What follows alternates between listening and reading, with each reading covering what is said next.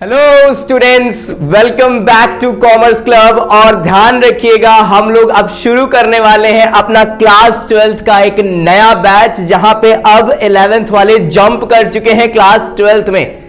I hope तुम्हारा class 11th अच्छा गया हो। ध्यान रखना, बाल जा चुके हैं। टेम्पलेट में तुम्हारे पास मेरे पे बाल दिख रहे होंगे, लेकिन अब बाल जा चुके हैं, ठीक है, ड्यू टू XYZ रीजंस। ठीक है, तो सिंपल कहने का मतलब है, ये वीडियो जो बनाने का मेन पर्पस है, वहां पे ये बताना है तुम्हें कि भाई जो क्लास 12th है वो होने कैसा वाला है। ध्यान रखना, एक अनऑफिशियल सा वीडियो लग रहा होगा कि अरे क्या आ गया है, लेकिन एक चीज ध्यान रखना कि ये वीडियो तुम्हारे अंदर 5 मिनट में आपका पूरा क्लास 12th रिकैप करा देगा। जहां पे भी जाओ पढ़ने, मेरे से मतलब नहीं है, लेकिन अगर ये वीडियो तुम देख रहे हो या फिर ये व्हाट्सएप या इंस्टाग्राम के थ्रू तुम्हारे पास आया है या फिर तुम इसे यूट्यूब पे देख रहे हो, ये तुम्हारे लिए बहुत अच्छा साबित हो सकता है। अगर तुम क्लास 12th में नया नया एंटर कर रहे हो, ये देखना तुम्हारे लिए बहुत ज्यादा जरूरी है। तो चलो जरा सा शुरू करते हैं। और मैं यहां पे बात करने वाला हूं सबसे जरूरी चीज, दैट द डिस्क्रिप्शन, जो बहुत ज्यादा प्रॉब्लम अराइज करेगा तुम्हारे क्लास 12th में। वो क्या होने वाला है? The description of the problem to be discussed. हम लोग आज ये मुद्दा क्यों उठा के आए हैं क्लास 12th का,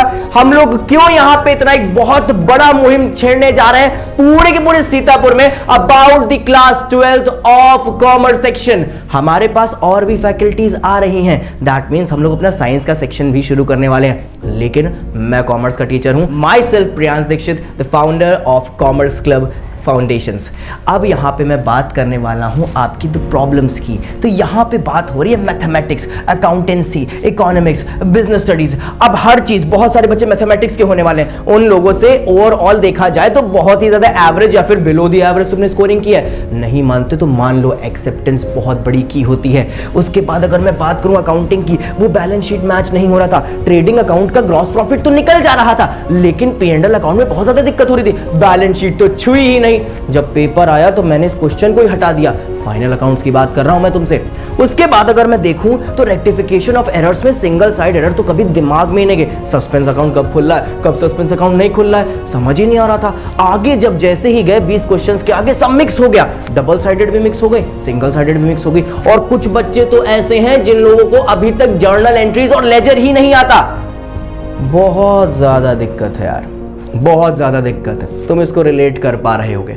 उसके बाद अगर मैं बात करूं इकोनॉमिक्स की, वो ग्राफ्स, वो थ्योरीज, बिल्कुल फिजिक्स बनता जा रहा था ये। अगर जब मैं इसके पूरे के पूरे डेरिवेशंस देखता था, वो इलास्टिसिटी ऑफ डिमांड की डेरिवेशन, टू साइड कमोडिटी की इक्विलिब्रियम, पता नहीं क्या क्या आ रहा था। अब यहां पे भी दिमाग खराब हो रहा था। स्टैटिस्टिक्स के बड़े बड़े फॉर्मूले, फिशर्स के, लैशर्स के। अब यहां पे तो बहुत ज्यादा दिमाग खराब हुआ। इसके बाद आगे बढ़े तो business studies. Business studies, that means difficult to grab the theories and models of the business. हम लोगों को केस स्टडी बनता ही नहीं था, आधा पेपर केस स्टडी पे आ गया। बहुत ज्यादा दिक्कत थी यार कॉमर्स। ये वीडियो मजाक की नहीं है, ये वीडियो तुम्हारे कंसेप्चुअल बेस की है। और ये तुम्हारा पास्ट मैंने बताया है।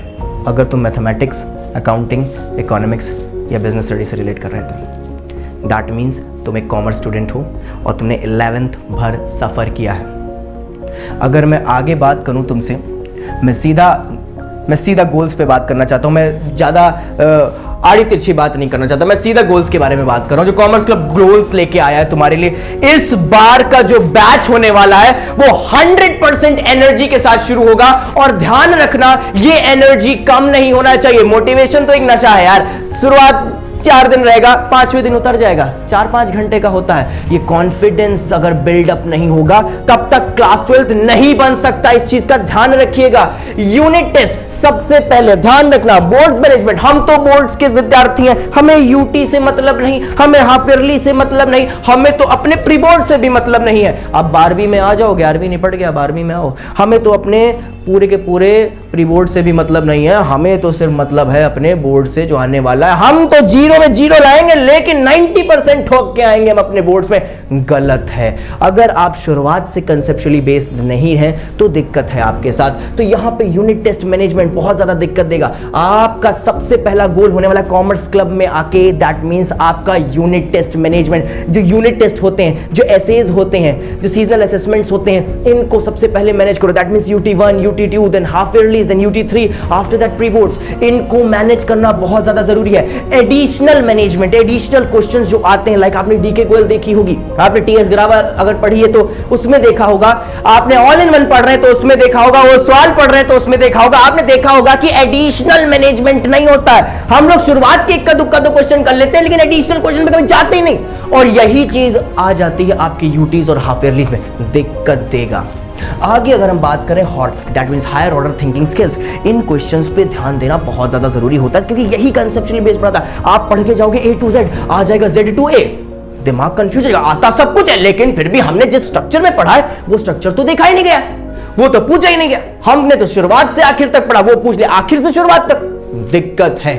आगे बात करें इन स्कूल रेपुटेशन, बच्चे की रेपुटेशन ही नहीं है, बच्चा रेपुटेशन ही नहीं बना पाता है, टीचर उस पर ध्यान ही नहीं देता है। इन school reputation is really must for you all. आपके लिए इन स्कूल रेपुटेशन होना बहुत ज्यादा जरूरी है, और कॉमर्स क्लब का सबसे पहला मोटिव, ये जो शुरुआत के 3 लिखे हुए हैं, that means in school reputation भी बिल्डअप करना जरूरी है। स्टूडेंट्स ये चीज ध्यान रखना, आप मानो चाहे ना मानो, यही टीचर्स आपके इंटरनल्स बनाने वाले हैं। इन school reputation is must for you all. और उसके बाद करते हैं केस स्टडीज मैनेजमेंट। वो केस स्टडीज होती ही नहीं है, दिमाग खराब करके रख देती हैं। जो पढ़ के जाओ वो आता ही नहीं है, और जो आता है वो कभी पूछा ही नहीं जाता। तो ये सब बहुत ज्यादा ब्लंडर क्रिएट करता है। और मैं बिजनेस स्टडीज की मेन बात कर रहा हूं, अगर केस स्टडीज मैनेजमेंट पे ध्यान रखें, और इस बार तो इंडियन इकोनॉमी जैसे चैप्टर भी है। बहुत ज्यादा क्रूशियल मुद्दे हैं ये 4, that means unit test management, additional management, HOTS management, in school reputation, उसके बाद केस स्टडीज मैनेजमेंट। ये सारी के सारी गोल्स इस साल के होने वाले हैं। इस बार का जो बैच होने वाला है वो नियरली, मैं बात नहीं कर रहा हूं 85%, 90%, 95% वाले, इस बार पूरा का पूरा स्ट्रक्चर, इस साल भी कोशिश करी गई है स्टेट्स की, अगले साल भी स्टेट्स पे ही जाएंगे। ध्यान रखिएगा, अभी तो क्लास 12 के पेपर चल रहे हैं, ना मैं कहीं गया ना आप कहीं गए, ध्यान रखेंगे जो रिजल्ट है उस पे ही ध्यान दिया जाएगा। Only and only on result making, that's it about it. We have only one year भी क्यों कहा जाए, ये क्लास 12 की जर्नी तो सिर्फ 6 से 7 महीने की होती है। उसके बाद आपके इंटरनल अफेयर्स कौन संभालेगा, पढ़ाई नहीं कर पाओगे उस समय। आगे अगर हम लोग बात करें तो एनालिसिस ऑफ द सब्जेक्ट्स को अगर देखा जाए तो हमारे पास 3 सब्जेक्ट होने वाले हैं मेन लाइमलाइट में। यहां पे मैं मैथमेटिक्स की बात नहीं कर रहा, क्योंकि मैथमेटिक्स में पढ़ाता नहीं हूं, और हाँ, मैथमेटिक्स की फैकल्टी दूसरे सर हैं, वो आपको समझाएंगे इसकी नेक्स्ट वीडियो में। तो यहां पे अकाउंटेंसी की बात हो रही है, बिजनेस स्टडीज की बात हो रही है, इकोनॉमिक्स की बात हो रही है। ये 3 major subject, ABE, that means accountancy, business, और उसके बाद इकोनॉमिक्स। अब ध्यान रखना, ये कुछ इसी तरीके से है कि एक पढ़ोगे तो दूसरा भूलोगे, दूसरा पढ़ोगे तो तीसरा भूल जाओगे, और तीसरे का तो समय ही नहीं मिलने वाला है, क्योंकि इसमें ही 3 बुकें हैं, इसमें 2 पार्ट हैं, और इसकी भी 2 बुकें हैं।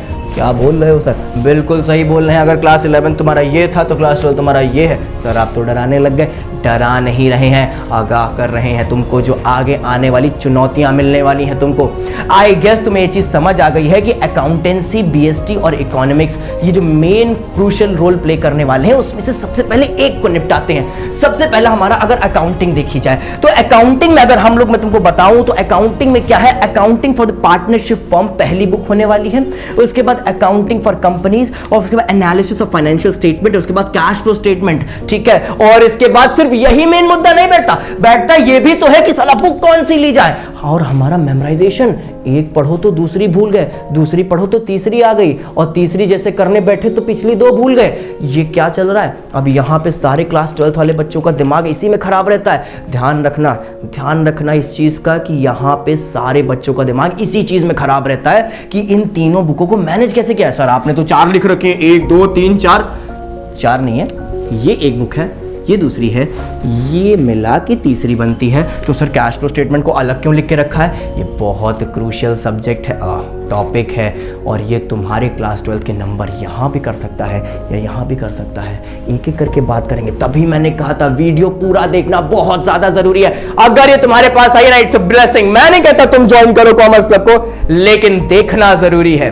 ओके, तो बात करते हैं अकाउंटिंग फॉर पार्टनरशिप फर्म, फिर कंपनीज, फिर एनालिसिस ऑफ फाइनेंशियल स्टेटमेंट, फिर कैश फ्लो स्टेटमेंट, उसके बाद मैं बुक्स भी बताऊंगा और उसके बाद मेमोराइज कैसे करेंगे वो भी बताऊंगा। ये तो फुल ऑन होने वाला है यार, तुम्हारे साथ मजा आएगी। चलो देखते हैं। सबसे पहले हमारे पास क्या, अकाउंटिंग फॉर पार्टनरशिप फर्म्स को अगर हम लोग देखें तो अकाउंटिंग फॉर पार्टनरशिप फर्म जैसी बुक कौन कौन से टॉपिक्स कलेक्ट करेगी तुम्हारी क्लास 12 में, मतलब ये पहली बुक होने वाली है और पहली बुक में ही तुम्हारे पास 1 2 3 4 5 चैप्टर होने वाले हैं। सॉरी, इससे पहले एनपीओ भी आता था, वो कट चुका है सिलेबस से तुम्हारे as per the latest syllabus. तो फंडामेंटल्स होने वाला, फंडामेंटल में तुम्हें पार्टनरशिप की बारीकियां बताई जाएंगी, कैसे प्रॉफिट एंड लॉस अकाउंट जैसे तुम क्लास 11 से बना के लाए, उसके बाद प्रॉफिट एंड लॉस एप्रोप्रिएशन बनाया जाएगा एंड सो। उसके बाद अगर मैं बात करूं गुडविल की, तो तुम्हें गुडविल कैलकुलेट करना सिखाना पड़ जाएगा। दैट मींस यार एक फर्म की जो गुडविल होती है, मतलब उसकी रेपुटेशन, तो रेपुटेशन कैलकुलेट कैसे करें, ये तो एक इंटेंजिबल चीज होती है ना, दिखाई देती ना छू सकते हैं इसको, तो कैलकुलेट कैसे किया जाएगा ये गुडविल के चैप्टर में सिखाया जाएगा। एडमिशन ऑफ ए पार्टनर, एक पार्टनरशिप में अगर एडमिशन हो रहा है, कोई नया बंदा चाह रहा है यार ए और बी, यार तुम लोग पार्टनरशिप कर रहे हो, मैं भी आना चाहता हूं, तो मैं कैसे एडमिशन ले सकता हूं, इसकी अकाउंटिंग क्या होने वाली है वो भी तुमको सिखाया जाएगा। उसके बाद जब हम लोग चौथे चैप्टर पे पहुंचते हैं तो रिटायरमेंट और डेथ का भी हमें एक पूरा सिनेरियो समझाया जाता है कि अगर कोई बंदा रिटायर होना चाहता है, यार मेरा मन नहीं कर रहा, मैं बुढ़ा गया हूं या फिर मेरे को दूसरी कंपनी में अच्छा ऑफर मिला, तो उसे रिटायरमेंट कहते हैं। डेथ का मतलब क्या हुआ, कोई इंसान ना चाहते उसका निधन हो गया है, अब उसकी अकाउंटिंग कैसे करी जाएगी, उसके बदले का पैसा किसको दिया जाएगा, एग्जीक्यूटर अकाउंट बनता है उसके लिए। तो ये सब कैसे होगा, ये तुम्हारा बेसिकली आपका 4th चैप्टर बताएगा। और लास्ट चैप्टर बच्चे हमारा जो आएगा दैट इज योर, जल्दी आ जा, dissolution of partnership firm. Basically partner लिखा है, पार्टनरशिप फर्म होता है, दैट मींस जब हमारी पार्टनरशिप फर्म पूरी की पूरी बंद होने वाली होती है, और क्या शुरुआत करी गई पार्टनरशिप को बनाने से, अंत करेंगे बुक का पार्टनरशिप को खत्म करने से।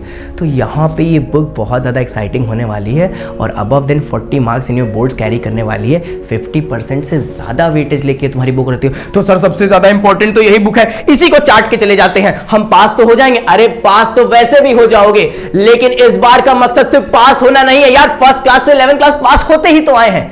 12th में इस बार कुछ नया करते हैं, कम ऑन, हो सकता है, मैं कह रहा हूं हो सकता है क्लास 12th में एक नई चिंगारी के साथ शुरू करेंगे, हो जाएगा, मैं बोल रहा हूं आपसे। उसके बाद बात करें अगर हम लोग नेक्स्ट पे, तो नेक्स्ट हमारा क्या आता है बच्चे, companies of accounting, second book है हमारी। सर बहुत कम चैप्टर लिखे हुए हैं, ऑब्वियस सी बात है, 3 ही थे, 1 हट चुका है, 2 बचे हुए हैं। तो that means accounting of share capital and issue of debentures और रिडम्पशन, कट चुका है, इश्यू ऑफ डिबेंचर्स ओनली, ठीक है। और रिडम्पशन के थोड़े बहुत केस, सर क्या बोलते जा रहे हो, कुछ समझ नहीं आ रहा, 11th में कुछ सुना तो था ऐसा, लेकिन हाँ इतना डिटेल में नहीं आता। तो ध्यान दें बच्चे, अकाउंटिंग फॉर शेयर कैपिटल मतलब एक बड़ी बड़ी कंपनियां, वो पार्टनरशिप नहीं करती, बड़ी बड़ी कंपनियां शेयर्स निकालती हैं, हिस्सेदारी देती हैं। अब उन हिस्सेदारियों की अकाउंटिंग कैसे होने वाली है, तो वो अकाउंटिंग फॉर शेयर कैपिटल बताता है। अच्छा सर इससे पहले जो हम लोग बुक पढ़ रहे थे, ये वाली कौन सी बुक थी, हाँ ये अकाउंटिंग फॉर पार्टनरशिप फर्म, ये छोटी मोटी कंपनियां होती थी, हाँ ये छोटे मोटे बिजनेस है। तो अगली बुक हमारे बड़े बड़े बिजनेस की होगी, ये कॉर्पोरेट सेक्टर है, वो नॉन कॉर्पोरेट सेक्टर थे, पढ़ा होगा शायद 11th में। तो इनकी अकाउंटिंग होगी अकाउंटिंग फॉर शेयर कैपिटल, और उसके बाद issue of redemption of debenture, that means ये था आपका कौन सी कैपिटल, ओनर्स फंड, और ये था आपका बोरोड फंड। तो ओनर्स फंड और बोरोड फंड दोनों की अकाउंटिंग सिखाई जाएगी आपकी सेकंड बुक में। सर डर लग रहा है, वो तो बहुत कठिन कठिन नाम लग रहे हैं, अरे जब करने बैठोगे तो बहुत सरल लगेगा ये। उसके बाद अगर हम लोग बात करें, नेक्स्ट है जो हमारा एनालिसिस ऑफ फाइनेंशियल स्टेटमेंट, जहां पे financial statement of company, that means balance sheet of the company as per the schedule 3 companies act 2013 आपको सिखाई जाएगी। अकाउंटिंग रेशियो सिखाए जाएंगे, कैश फ्लो स्टेटमेंट भी सिखाने वाले हैं, जिसका मैंने एक अलग से पूरा का पूरा स्ट्रक्चर बना के रखा है, मैं बिजनेस स्टडीज से अलग घुस गया। हाँ, कैश फ्लो स्टेटमेंट में जहां पे तो वो net profit before tax calculation सिखाया जाएगा, cash flow from operating activities सिखाई जाएंगी, cash flow from investing activities और financing and after that net effect. Sir बहुत ज्यादा कठिन लग रहा है, कठिन नहीं है, बस आगाह करा रहे हैं कि पढ़ना कितना है। तो यहां पे अकाउंटिंग पूरी की पूरी खत्म हो जाती है। तो ध्यान रखेंगे, हम लोगों ने देखी कौन कौन सी चीजें, हम लोगों ने देखी सबसे पहले अकाउंटिंग ऑफ पार्टनरशिप फर्म, उसके बाद हम लोगों ने देखा कि कंपनीज अकाउंटिंग जिसमें 2 चैप्टर थे, और उसके बाद फाइनेंशियल स्टेटमेंट में फाइनेंशियल स्टेटमेंट, अकाउंटिंग रेशियोज और कैश फ्लो स्टेटमेंट 3 चैप्टर थे। पहली बुक में सबसे ज्यादा चैप्टर 5, दूसरी बुक में 2 और तीसरी बुक में 3। तो यहां पे हो जाता है हमारा पूरा का पूरा अकाउंटिंग का सिलेबस समाप्त। तो अब किस पे आएंगे बच्चे, अब आएंगे हम लोग अपने बिजनेस स्टडीज पे। तो बिजनेस स्टडीज का क्या रहता है जरा सा देख लेते हैं। बिजनेस स्टडीज बिजनेस स्टडीज में बेसिकली 1 2 3 4 5 6 7 8 9 10 11 एंड 12 सब्जेक्ट है, दोनों पार्ट्स मिला के। और इन दोनों पार्ट्स को मिला के सबके बारे में हम लोग देखेंगे। जैसे यहाँ पे एक बुक तो ये बनाता है, एक पार्ट इतना बनाता है और एक पार्ट 4 चैप्टर बनाता है। तो चलो एक एक करके देखते हैं। सबसे पहला चैप्टर हमारा होने वाला है nature and significance of management. यहाँ पे मैनेजमेंट के बारे में सिखाएगा कि एक अच्छा खासा मैनेजमेंट कैसे चलता है और उसके नेचर क्या होते हैं और उसकी इंपॉर्टेंस क्या होती है। मजा आएगा, बहुत सरल होता है, चुटकियों में निपटा लोगे अगर 2 दिन भी इसको तुमने पढ़ लिया। उसके बाद अगर हम लोग बात करें तो नेक्स्ट आता है principles of management. Principles of management वो सिद्धांत बताता है कि अगर आपको मैनेजमेंट करना है तो कुछ नॉलेज तो होना चाहिए ना। वो नॉलेज कहां से आएगा? इन प्रिंसिपल्स ऑफ मैनेजमेंट, सिद्धांत जो कुछ लिख के गए, लाइक टेलर एंड प्योल। ये 2 ऐसे आपके बिजनेसमैन थे जिन्होंने आपकी पूरी की पूरी इकोनॉमी में प्रिंसिपल्स दिए। बहुत सारे लोगों ने थे, सेलेक्ट इनका हुआ, बिल्कुल साइंस जैसा नहीं जिन्होंने बहुत सारे एटॉमिक मॉडल बनाए थे, लेकिन सेलेक्ट सिर्फ सेलेक्टेड लोगों का हुआ, लाइक जे थॉमसन एंड आपका बोरेनबरी जो थे। तो सिंपल कहने का मतलब ये भी वैसा ही चैप्टर है बिल्कुल। आगे अगर हम लोग बात करें तो यहाँ पे आता है बिजनेस एनवायरनमेंट। एक बिजनेस कैसे कैसे एनवायरनमेंट में रहता है, लोग पॉलिटिकल भी बहुत ज़्यादा उसके साथ दिक्कतें होती हैं, उसके साथ और भी दिक्कतें होती है। एग्जाम्पल के तौर पे कि भाई टेस्ट एंड कल्चर नहीं मिक्स हो रहा है, वो कैसे काम करेगा, वो टैक्सेशन पॉलिसी नहीं उतार पा रहा है, वो पर्टिकुलर देश में काम ही नहीं कर पा रहा है, या फिर कुछ देश उसके लिए बहुत अच्छे हो रहे हैं। तो ये सारी की सारी चीज़ें बिजनेस एनवायरनमेंट के अंदर आती हैं। After that business environment planning आएगा कि प्लानिंग कैसे करी जाती है। कोई भी मैनेजमेंट करने के लिए planning, organising, staffing, directing and controlling करना पड़ता है। और वही हमारे पास चैप्टर है। सबसे पहले मैं प्लान करूंगा, पहला चैप्टर, फिर उसके बाद ऑर्गेनाइज करूंगा, चीज़ों को इकट्ठा करूंगा, दूसरा। उसके बाद नया चैप्टर आएगा आपका स्टाफिंग। मैं स्टाफ हायर करूंगा क्योंकि मैंने प्लान तो कर लिया, मैंने ऑर्गेनाइज भी करनी चीज़ें, स्टाफ कहाँ से करेंगे? मैं खुद थोड़ी ना लेबर बन जाऊंगा। बिल गेट्स पूरा माइक्रोसॉफ्ट थोड़ी ना करता है, लेबर भी वही कर रहा, माइक्रोसॉफ्ट का कोडिंग भी वही कर रहा। अरे बहुत सारे लेबर्स की जरूरत होती है यार। उसके बाद स्टाफिंग के बाद आएगा हमारा अगला चैप्टर डायरेक्टिंग। भाई स्टाफ हायर कर दे, उनको डायरेक्ट करेंगे, तुमको ये करना है, तुमको वो करना है, तुमको वो करना है। ये डायरेक्टिंग में आता है। और उसके बाद डायरेक्टिंग के बाद आएगा हमारा कंट्रोलिंग। डायरेक्ट कर दिया, फिर राजाओं की तरह बैठ गए, आप कंट्रोल कर रहे हैं। कोई भी अगर बदतमीजी करेगा तो उसको पनिश किया जाएगा, कोई अच्छा काम करे तो उसे प्रेस किया जाएगा। पहला पोर्शन खत्म हो गया। तो हम लोगों ने 8 चैप्टर देख डाले सर, 8 चैप्टर हो गए। ऑब्वियसली बात, nature and significance of management सबसे पहला, सिंपल था ना। उसके बाद कौन सा आएगा? नेचर एंड सिग्निफिकेंस के बाद आएगा हमारा नेक्स्ट चैप्टर आएगा principles of management. Principles of management के बाद अगला आएगा आपका बिजनेस एनवायरनमेंट, फिर planning, organising, staffing, directing and controlling. पूरे का पूरा पोर्शन खत्म हो गया। उसके बाद जो second part of the business study शुरू होगा, ये होगा कठिन पार्ट। दैट मींस इस कठिन पार्ट में ऐसा क्या होगा, यहां पे आपको शेयर्स के बारे में बताया जाएगा, किस तरीके से डीमैट अकाउंट ओपन होता है, किस तरीके से कहां से पैसा कलेक्ट किया जा सकता है, एक कंपनी को ओनर्स फंड कलेक्ट करने के लिए क्या क्या चीजों की जरूरत होती है, और बोरोड फंड कलेक्ट करने के लिए क्या क्या चीजों की जरूरत है। ये सारी की सारी चीजें आपको फाइनेंशियल मैनेजमेंट में सिखाई जाएंगी। अगला चैप्टर है। उसके बाद फाइनेंशियल मैनेजमेंट के बाद आएगा आपका मार्केटिंग मैनेजमेंट। मार्केटिंग कैसे की जाती है, वो बढ़िया बढ़िया ऐड, वो जोमैटो वाले ऐड, जैसे सीतापुर में एक जगह लगा ना कि टिकट ऑनलाइन बुक कराते हो, टिक्का क्यों नहीं। तो ये सारी के सारी चीजें मार्केटिंग मैनेजमेंट में बहुत इंटरेस्टिंग टॉपिक है। मैं कह रहा हूं बहुत इंटरेस्टिंग, बहुत मजा आती है।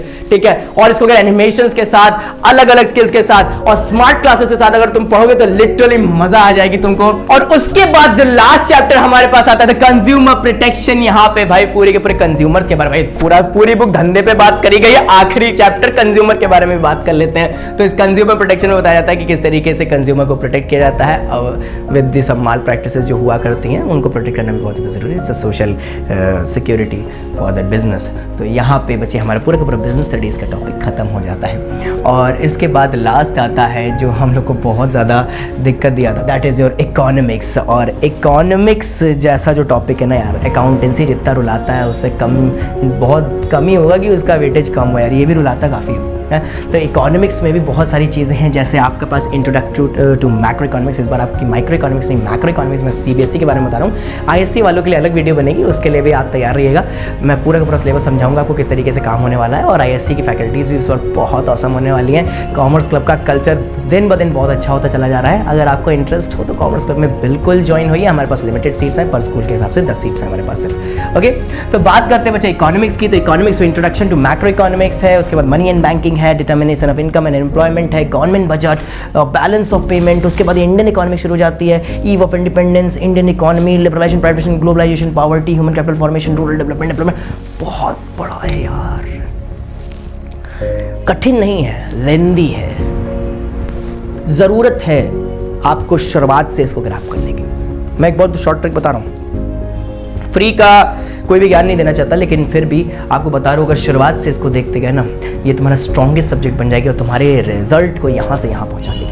एक एक करके अगर मैं बात करूं तो सबसे पहला चैप्टर मैक्रो इकोनॉमिक्स का आएगा, introduction to macroeconomics. Macroeconomics के बारे में बताएंगे कि मैक्रो इकोनॉमिक्स क्या है भैया। जो माइक्रो इकोनॉमिक्स पढ़ रहे थे 11th में, उससे मैक्रो इकोनॉमिक्स कैसे कठिन है या फिर सरल है या फिर कितना डिफरेंस है वो बताया जाएगा। उसके बाद हमारे पास आएगा मनी एंड बैंकिंग। सबसे पहले हम लोग इससे पहले एक और चैप्टर जिसको लिखा नहीं गया, नेशनल इनकम कैलकुलेशन आएगी पूरी की पूरी, किस तरीके से आप पूरे देश की इनकम कैलकुलेट करते हैं। उसके बाद मनी एंड बैंकिंग, पैसा कैसे काम करता है, बैंक कैसे काम करती है, बैंक पैसा कैसे कमाती हैं, ये सारी की सारी चीज़ें आपको समझाई जाएंगी। उसके बाद आएगा आपका income determination and employment, demand और सप्लाई, जो आपने पहले चैप्टर पढ़ा था उसका भी नया फॉर्म आ जाएगा, एग्रीगेट डिमांड और एग्रीगेट सप्लाई, इकट्ठा डिमांड और इकट्ठा सप्लाई, उसको कैसे पढ़ा जाएगा, इसमें ग्राफ्स हैं, ठीक है। उसके बाद अगर मैं बात करूं तो नेक्स्ट जो हमारा पोर्शन आएगा government budget in the economy, Bharat सरकार अपना बजट कैसे बनाती है, जो पास होता है 1 फैब पे, तो दैट मीन्स वो गवर्नमेंट बजट जो स्पीकर सुनाता है आपको, आपने देखा होगा अभी फैब में आया था, सब लोगों ने देखा था कि चीज़ों के कुछ दाम सस्ते हुए हैं, कुछ के महंगे हो गए, ठीक है। BS6 रिवाइज नॉर्म्स भी आए हैं वहाँ पे। तो सिंपल कहने का मतलब क्या है कि government budget of the economy कैसे बनाया जाता है, क्या होता है, कुछ बारे में उसके बताया जाएगा, उसके कुछ कंपोनेंट्स बताए जाएंगे, बहुत मजा आएगी इसको पढ़ने में। और उसके बाद आते हैं हम लोग गवर्नमेंट बजट के बाद next is a balance of payments, that means ये एक प्रॉफिट एंड लॉस अकाउंट जैसा है जो गवर्नमेंट बनाती है, और कॉमर्स के स्टूडेंट्स वो बहुत अच्छा समझते हैं क्योंकि वो बहुत रिलेटेबल होता है, asset liability debit side credit side, बहुत मजा आता है। लेकिन ह्यूमैनिटीज स्टूडेंट्स के लिए थोड़ा समझने में दिक्कत होती है कि उन्होंने कभी अकाउंट्स पढ़े नहीं है और उनमें यही इकोनॉमिक्स होती है। तो सिंपल कहने का मतलब क्या है कि बैलेंस ऑफ पेमेंट्स आप लोग के लिए बहुत ज़्यादा ईजीएस्ट टॉपिक होने वाला है। उसके बाद अगर हम बात करें I guess yes Indian economics शुरू हो जाती है। इसके बाद इंडियन इकोनॉमिक्स हमारी सेकंड बुक है, तो इंडियन इकोनॉमिक्स बताते हैं इंडियन इकोनॉमी और द ईव ऑफ इंडिपेंडेंस, मतलब जो हम पे 200 सालों की गुलामी हुई थी, उस गुलामी के बाद जो हमारा देश था उसकी हालत क्या थी, वो Indian economy at the eve of independence में लिखा हुआ। This topic covers the state of Indian economy before independence, include the agrarian and industrial sector, सब कुछ यहाँ पे मिल जाएगा आपको। थोड़ा सा बोर करेगी, शायद तुम्हारी नींदें ऐसे ऐसे होने लगे, तुम्हारा दिमाग खराब होने लगे, लेकिन मजा आएगी यार इसमें, ठीक है, मजा आएगी। अगर हाँ इंटरेस्ट से पढ़ाने वाला मिल गया तो मजा आएगी, अन्यथा तुम तो झूलते रहोगे यार, पूरा साल झूलोगे इसमें, ठीक है। Indian economy at the eve of independence के बाद हमारा था Indian economy 1950 to 1990, 1950 that means आजादी के 3 साल बाद, और 1990 न्यू इकोनॉमिक पॉलिसी से पहले, मतलब कुल 40 साल की इकोनॉमी के बारे में बताया जाएगा। क्या अपग्रेडेशन देखने को मिला, जो ब्रिटिशर्स हमारे छोड़ के गए उनके बाद हम लोगों ने क्या ओवरऑल किया, तो ये सारी की सारी चीजें हमें दिख जाएंगी। उसके बाद 1991 की कहानी सुनाई जाएगी, 1990 के बाद की कहानी सुनाई जाएगी, जिसमें लिबरलाइजेशन, प्राइवेटाइजेशन एंड ग्लोबलाइजेशन को बताया जाएगा। That means new economic policy आई थी ना, LPG पॉलिसी पढ़ा था ना, यस, और 10th में पढ़े हो तुम इसको, तो उसके बारे में डिटेल डिस्क्रिप्शन दिया जाएगा। उसके बाद सो एंड सो, मतलब पूरी इंडियन इकोनॉमी बताने की जरूरत नहीं क्योंकि आगे के चैप्टर बहुत ज्यादा क्या कहते हैं वेटेज नहीं रखते हैं। तो दैट मींस यहाँ पे आपने क्या देखा, इंडियन इकोनॉमी का स्ट्रक्चर देखिए, मेन 3 चैप्टर मैंने बता दिए, तो उसके बाद 4 चैप्टर 5 चैप्टर और हैं, वो क्या कहते हैं आपके इतने ज़्यादा वेटेज नहीं रखते क्योंकि बहुत सरल होते हैं, ठीक है। ये हिस्ट्री से रिलेट कर रहा है इसलिए थोड़ा बोरिंग लगता है, बच्चों को समझना बहुत ज़्यादा जरूरी होता है। तो Indian economy at the eve of independence आपको 1947 से 1950 तक का हाल बताएगा। दूसरा चैप्टर आपको बताएगा 1950 से 1990 का हाल। उसके बाद तीसरा चैप्टर बताएगा आफ्टर 1990 का हाल।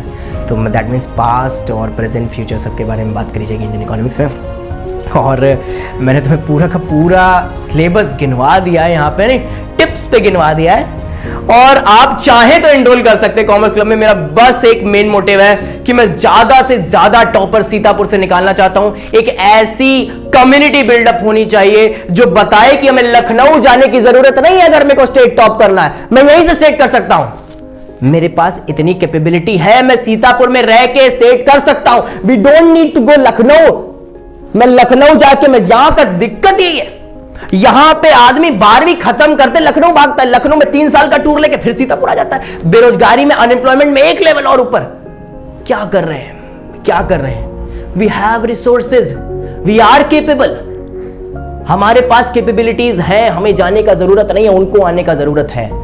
दिक्कत यही है कि टूर भी हो जाता है, मजा भी आता है, पढ़ाई के नाम पे तो वैसे भी कुछ नहीं है। That's it about it for that video और थैंक यू सो मच कि आपने इतना ज़्यादा इंडोलमेंट दिया है इस वीडियो को देखने पे और मैं चाहता हूँ कि आप इसमें बहुत ज़्यादा प्यार दें और आपको कॉमर्स क्लब ज्वाइन करना है नहीं जाना ज्वाइन करना ये तो आप पे है, लेकिन हाँ इस चीज़ का ध्यान रखिएगा जो भी करें जैसा भी करें शुरुआत से फोकस्ड रहें। मेरे को कंपटीटर्स अच्छे लगते हैं और आपको भी कंपटीशन अच्छा लगना चाहिए। #end the competition। मिलते हैं आपसे, see you later, have a nice day.